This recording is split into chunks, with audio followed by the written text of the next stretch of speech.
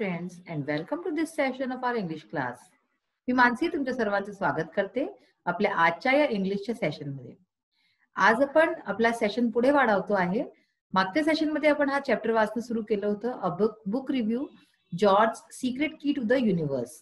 हे वाचणं सुरू केली होती स्टोरी. चला वाचूया, ह्याला पुढे कंटिन्यू करू. तर मुलांना आपण आपल्या लास्ट सेशनमध्ये वाचलं होतं की जॉर्ज एक लहान मुलगा आहे आणि त्याचे आई वडील जे आहेत ते एक खूप उत्साही पर्यावरणवादी आहेत आणि ते पर्यावरणला वाचवायकरता अगदी बद्ध आहेत. म्हणजे त्याच्याकरता ते काहीही करू शकतात. ते आपल्या डे टू डे लाईफ मध्ये सुद्धा, म्हणजे कार वगैरे त्यांच्याकडे नाही आहे, ते सायकलनी येतात जातात. त्यांच्याकडे त्यांनी वीज नाही ठेवली आहे, इलेक्ट्रिसिटी यूज नाही करत. ते त्यांच्याकडे ते मेणबत्ती लावतात प्रकाशाकरता.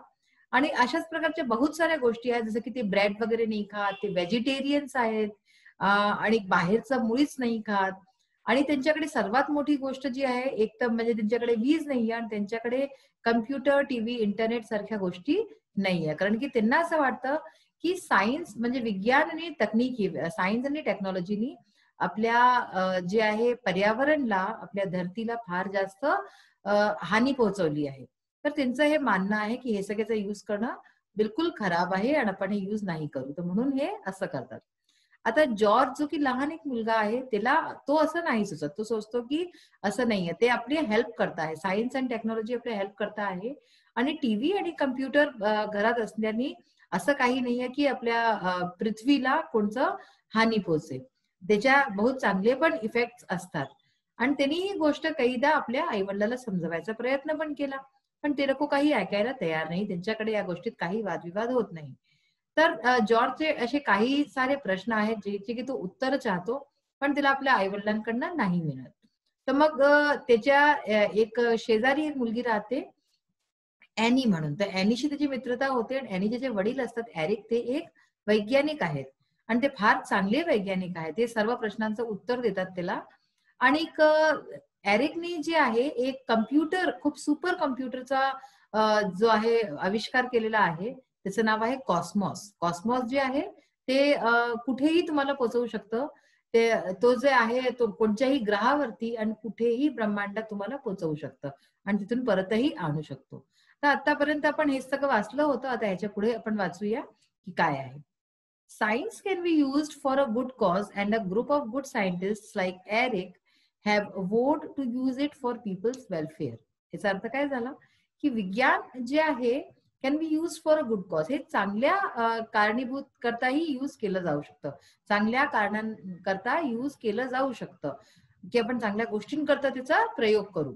And a group of good scientist like Eric, आणि एरिक सारखे चांगले जे सायंटिस्ट आहेत जे की भलं चाहतात आपल्या विश्वाचं आणि आपल्या सराउंडिंगचं, हॅव वोड म्हणजे की यांनी प्रण घेतलाय. वो म्हणजे काय असतं, जसं की आपण जे कोणची शपथ घेतो ना, तर त्यांनी अशी शपथ घेतली आहे to use it for people's welfare.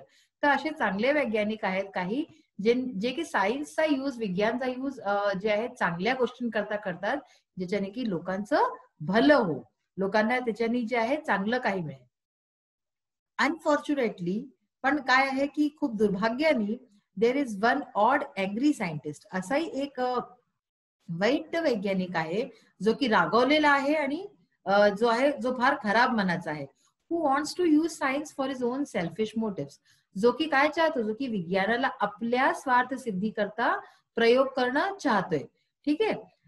Who wants to use science, सायन्सचा, विज्ञानाचा प्रयोग करणं चाहतोय फॉर हिज ओन, आपल्या स्वतःच्या सेल्फिश मोटिव्ह, म्हणजे की स्वार्थच्या उद्देशांचा पूर्ती करायकरता त्याला यूज करणं चाहतो. He is planning to steal Cosmos. तर तो काय सोचतोय की जो कॉस्मॉस कम्प्युटर आहे त्याला चोरी करून घ्या. स्टील म्हणजे काय, चोरी करणं. तर तो त्याला चोरी करायचं प्लॅनिंग करतोय. अँड ऑल ऑफ एरिक्स रिसर्च, आणि ह्याच्या बरोबरच एरिकने जितकेही रिसर्च केलेले आहेत आपले प्रयोगशाळा संबंधित, so that he can establish his on rule on another planet. आणि हे सगळं करून तो काय करणार आहे की तो जे आहे आपला स्वतःचा रूल करेल, शासन करेल कोणत्या दुसऱ्या ग्रहावरती. म्हणजे तो कॉस्मॉसला चोरी करणं चाहतोय आणि एरिकचे जितकेही रिसर्च आहे, जितके त्यांनी नवीन नवीन शोध कार्य केले आहेत, सगळ्यांना चोरून आणि तो आपली स्वतःची सत्ता कायम करणं चाहतोय कोणत्या दुसऱ्या ग्रहावरती. It so happens that only George can do something. पण असं काहीतरी घडतं की जो जॉर्ज आहे तोच नुसतं काहीतरी करू शकतो to overcome the wicked plans of the nasty scientist. जो नॅस्टी सायंटिस्ट म्हणजे जो हा जो खराब वैज्ञानिक आहे त्याच्या जो प्लॅनिंग आहे त्याच्याशी ओव्हरकम करायला म्हणजे की त्याला मात द्यायला असं काहीतरी घडतं या कहाणीमध्ये की नुसतं जॉर्जच काही करू शकतो. If you want to know what adventures he undertakes and what strategies he has to use, आता जर तुम्ही जाणना चाहता है, if you want to know, जर तुम्ही जाणना चाहता है व्हॉट ऍडव्हेंचर्स ही अंडरटेक्स, की काय तो म्हणजे ऍडव्हेंचर्स करतो, काय काय त्याच्या जीवनात अशा प्रकारचे काय गोष्टी होतात ही अंडरटेक्स जे तो करतो, अँड व्हॉट स्ट्रॅटेजीज आणि काय तो प्लॅनिंग करतो, कोणती स्ट्रॅटेजी अपनावतो, he has to use to stop the power hungry scientist. काय तो अशी गोष्ट करतो की ज्याच्याने की तो त्या पॉवर हंग्री म्हणजे सत्तेच्या भुक्या वैज्ञानिकला थांबवाय करता तो असे काय चीज करतो, काय प्रयत्न करतो. You have to read the novel George secret key to the universe. तुम्ही हे सगळं जर जाणणं चाहता की कशा प्रकारे जॉर्ज त्याला रोखतो, कसं त्याला स्टॉप करतो त्या सत्तेच्या भुके वैज्ञानिकला जे आहे थांबवाय करता, तर त्याच्याकरता तुम्हाला ही जी नॉवेल आहे ही कादंबरी आहे George's secret key to the universe, म्हणजे जॉर्जची सिक्रेट की म्हणजे सिक्रेट किल्ली ब्रह्मांडाकरता, ही तुम्हाला पुस्तक वाचावी लागेल, ही तुम्हाला नॉवेल कादंबरी वाचावी लागेल. आता कारण की ती नॉवेल आहे, नॉवेल खूप मोठी असते, एवढी एवढी जाड जाड नॉवेल्स असतात आणि त्याच्यात कहाणी असते, काही असतं, तर त्यासाठी तुम्हाला ही पुस्तक वाचावी लागेल. The author of this wonderful adventure is Lucy Hawking. आता ऑथर कोण आहे? ऑथर म्हणजे जे लिहितं. हे जे ऍडव्हेंचर आहे, ही जी पुस्तक इतकी म्हणजे की अशी मस्त पुस्तक कोणी लिहिली आहे? हे लुसी हॉकिंग त्यांचं नाव आहे, लुसी हॉकिंगनी लिहिलेली आहे. ते त्याचे पुस्तकेचे जे आहे लेखक आहेत, लेखिका आहे. The story of the novel is imaginary. या नॉवेलची, या कादंबरीची जी कहाणी आहे ती इमॅजिनरी आहे, म्हणजे काल्पनिक आहे. But it also includes plenty of charts. पण याच्यात खूप सारे चार्ट्सचा, फोटोग्राफ्सचा आणि बॉक्सेसचा, म्हणजे हिला खूप इंटरेस्टिंग बनवलं गेलं या नॉवेलला अशा प्रकारे, म्हणजे त्याच्यात फोटो देऊन, चार्ट देऊन आणि असे बॉक्सेस देऊन, that give you hard facts. तर त्याच्यानी इंटरेस्टिंग बनलंय. आणि दुसरं काय झालंय की that gives you hard facts about our solar system. आपल्या सूर्यमाला बद्दल, आपल्या सोलर सिस्टम बद्दल तुम्हाला फॅक्ट्स मिळतील, म्हणजे तुम्हाला जाणकारी मिळेल. गॅलेक्सी म्हणजे आपलं जे गॅलेक्सी आहे त्याच्याबद्दलही आपल्याला जाणकारी मिळेल. आणि स्पेस, अंतरिक्ष अँड द होल युनिव्हर्स, आणि अशाच प्रकारे पूर्ण ब्रह्मांड. तर पूर्ण या सगळ्या जितकं सोलर सिस्टम, गॅलेक्सी आहे है ना, तर हे सगळ्याबद्दल तुम्हाला जानकारी हे सगळ्या पुस्तकमध्ये मिळेल. खूप खूप सुंदर सुंदर चित्रांनी आणि चार्ट्सनी हे सगळं सांगितलं गेलंय. This information has been presented in a very simple, easy to understand manner.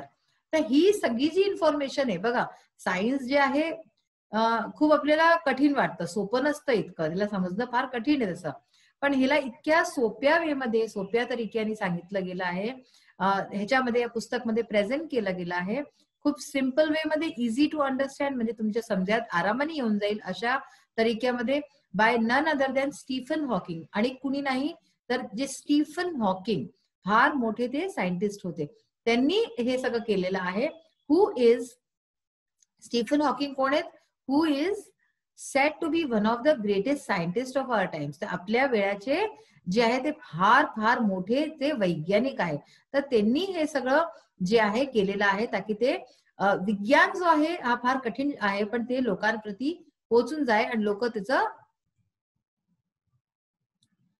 तर स्टीफन हॉकिंग जे की आपल्या वेळेचे बहुत मोठे सायंटिस्ट होते, वैज्ञानिक होते, त्यांनी या पुस्तकेकरता हे सगळं केलं आहे. कारण की त्यांचं काय इच्छा होती की विज्ञान जो आहे तो सर्वसाधारण प्रती पोहोचे, सगळे लोक त्याला वाचे आणि समजे, म्हणून त्यांनी हे केलं. His achievements are all the more astounding as he is a victim of many physical elements. अच्छा, त्यांच्या ज्या अचिव्हमेंट्स आहे म्हणजे उपलब्ध्या आहेत त्या फार जास्त आश्चर्यजनक आणि का होऊन जातात, कारण की ही is a victim of many physical elements, म्हणजे त्यांना खूप जास्त शारीरिक त्रास होते आणि तरी सुद्धा ते इतके मोठे वैज्ञानिक होते. तर म्हणून या उपलब्ध्या त्यांच्या फार ज्या आहेत त्या आश्चर्यजनक आणि सराहनीय आहेत. He has to use a wheel chair to move about. तर त्यांना जे आहे व्हीलचेअरच्या शिवाय ते चालू नव्हतं शकत. व्हीलचेअरचा युज करवते चालायला फिरायला, मूव्ह करायला इकडून तिकडे, and uses a computerised voice system. आणि ते बोलू नव्हते शकत, त्यांची आवाज नव्हती, म्हणून ते कम्प्युटराइज्ड व्हॉइस सिस्टम, आवाजाचा कम्प्युटराइज तरीक्याने इन ऑर्डर टू स्पीक, बोलायकरता यूज करत होते. The story of Stephen Hawking's triumph over his physical disabilities is itself an inspiring adventure. तर काय म्हणतात की स्टीफन हॉकिंगची जी कहाणी आहे, त्यांची जी स्टोरी आहे, रिअल लाईफ स्टोरी आहे त्यांची, बरं का. तर त्यांचा जो ट्रायम्फ म्हणजे जी जिंक आहे ओव्हर हिज फिजिकल डिसॅबिलिटीज, त्यांच्या ज्या शारीरिक ज्या गोष्टी होत्या ज्याच्यावरती त्यांनी जे जीत पावली, जे जिंकले, ते जे काही काम नव्हते करू तरी सुद्धा त्यांनी केलं, is it self an inspiring adventure. ते आपल्या आपमध्येच खूप जास्त इन्स्पायरिंग आहे आणि प्रेरणास्पद आहे.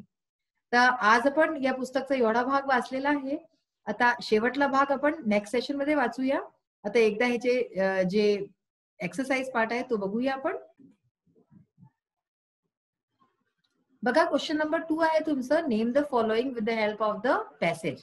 आपण पॅसेजेस वाचले आहे, त्याचे कहाणी वाचली आहे बहुत काही, तर त्याच्या हेल्पनी आपल्याला काही क्वेश्चन्स विचारले आहेत, त्याचे उत्तरं द्यायचे आहेत. बघा, पहिला आहे the book that is reviewed. कोणत्या पुस्तकचं परीक्षण झालेलं आहे, याच्यात कोणत्या पुस्तकच्या बाबतीत गोष्टी झाल्या आहेत. तर पुस्तकचं नाव काय आहे? George's secret key to the universe. ठीक आहे, ही पुस्तक आहे. The author of the book, पुस्तकची रचयिता लेखिका कोण आहे? लुसी हॉकिंग, त्यांनी ही पुस्तक लिहिलेली आहे. The person who has presented the information in the book. आता कोण, जो व्यक्ती ज्यांनी की इन्फॉर्मेशन जितकी पण आहे या पुस्तकमध्ये ती दिलेली आहे, ते कोण आहे? स्टीफन हॉकिंग, जे की एक बहुत मोठे वैज्ञानिक आहे. आपण आत्ताच वाचलं आहे.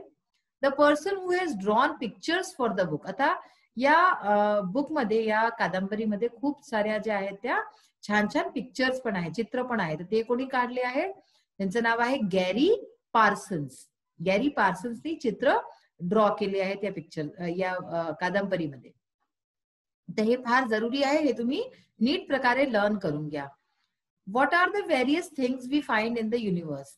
आता प्रश्न नंबर 4 आहे की युनिव्हर्स मध्ये, ब्रह्मांडामध्ये आपल्याला काय वेगवेगळ्या वस्तू मिळतात, काय आपण तिथे पाहतो ब्रह्मांडात. List them from the passage. आता जे पॅसेज मध्ये ज्यांचा उल्लेख झाला आहे त्यांचंच नाव आपल्याला लिहायचं आहे की ब्रह्मांडात कोणत्या वस्तू आहेत. तर बघूया. We find planet. आता आपल्याला प्लॅनेट दिसतात, ग्रह दिसतात, स्टार्स आहेत, कॉमेट्स आहे, धूमकेतू आहे, आणि black holes in the universe. हे सगळं आपल्याला ब्रह्मांडमध्ये दिसतं, युनिव्हर्स मध्ये. मग आहे write an informal letter from George. एक जॉर्ज कडनं एक पत्र लिहायचं, इन्फॉर्मल. ठीक आहे. टू हिज पेरेंट्स, आपल्या आई वडिलांना तो पत्र लिहिले. In the letter George tells his parents what he thinks. आणि पत्रामध्ये असं लिहायचंय की जॉर्ज जे आहे काय सोचतो ते आपल्या आई वडिलांना तो सांगेल. तर हा एक इन्फॉर्मल लेटर आहे. हा आपण पाहूया की कसं लिहायचं. सगळ्यात आधी राईट हँड साइडला डेट टाकायची. आजची जी पण डेट असेल ती डेट, तो मंथ आणि वर्ष. जसं की मी एक इमॅजिनरी 10 जानेवारी 2020 हे एक डेट टाकली आहे. ठीक आहे ना. डिअर डॅड अँड मॉम, तर तो आपल्या आई वडिलांना पत्र लिहितोय, तर म्हणून dear dad and mom, are you angry with me. काय तुम्ही माझ्याशी रागवले आहात? You expressed your views about science and technology. तुम्ही तुमचे व्ह्यूज सांगितले, तुमचे विचार, मत सांगितले सायन्स, विज्ञान आणि तकनिकीबद्दल.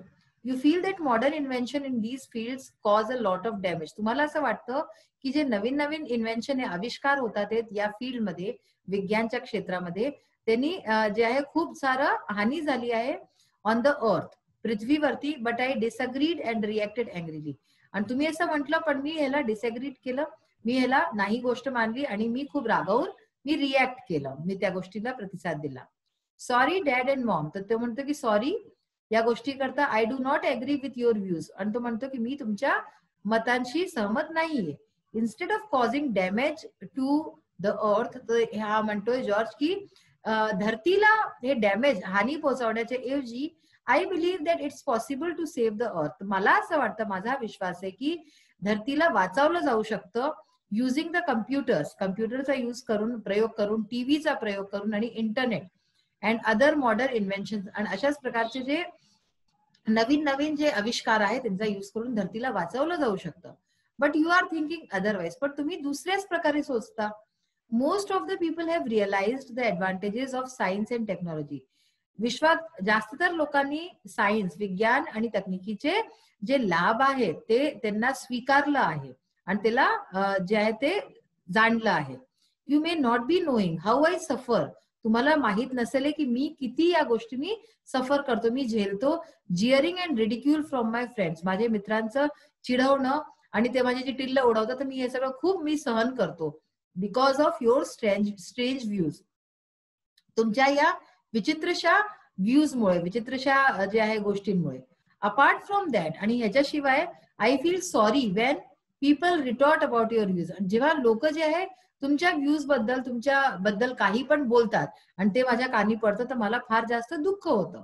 Father, I hope both of you will rethink about your recent views. म्हणतो की फादर म्हणजे पापा, या बाबा तुम्ही जेही म्हणू शकता, मी होप करतो, मी आशा करतो की तुम्ही दोघं परतचे या गोष्टीच्या बाबतीत सोचाले आणि आपली जे व्ह्यूज आहेत ते बदलाले, मतं बदलाले. Many many regards, yours lovingly George. Regards म्हणजे आपल्याकडे नमस्कार म्हणतात ना, तर मेनी मेनी रिगार्ड्स, तुमचा प्रिय जॉर्ज. अशा प्रकारे हे पत्र आहे. पत्र कधी पण लिहायचं तर त्याचा फॉर्मॅट हाच असतो. इथे डेट, मग तुम्ही ज्याला पत्र लिहिताय त्याचं नाव, आणि मग त्याच्यानंतर जोही मजकूर तुम्ही लिहिताय, आणि शेवटी या राईट हँड साईडलाच आपलं नाव आणि युअर्स लव्हिंगली करून नाव लिहायचं. तर अशा प्रकारे आजचा आपला सेशन इथे संपतो आहे. आज आपण लेटर रायटिंग लिहिली, की जो की पाहिलं जो की बहुत जास्त महत्वपूर्ण होतं.